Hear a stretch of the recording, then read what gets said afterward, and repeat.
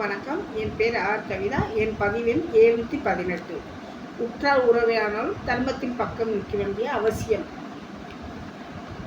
லட்சுமணன் பாலா அதிபாலா என்ற இரு மந்திரங்களை கற்று உண்ணாமல் உறங்காமல் தனது தாயின் சொல் கட்பட்டு தொண்டனாக இருந்து தொண்டாற்றினார். அறத்தின்படி நின்றார். கும்பகர்ணன் தனது உற்ற உறவானாலும் அண்ணன் ராவணனை தர்மத்தின் அவசியத்தை சொல்லி, அண்ணா, அடுத்தவர் மனைவியை அபகரிப்பது தவறு.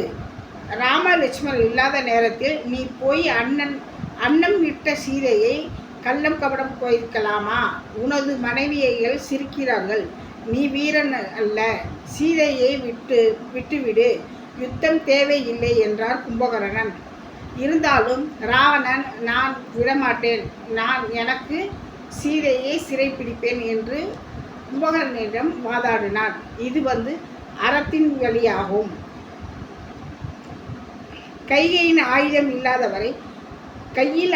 இல்லாதவரை கொல்லக்கூடாது என்ற அறத்தின்படி ராவணனை இன்று போய் நாளை வா என உரைத்தார் ராமன். அறம் வெல்லும், பாவம் தோற்கும்.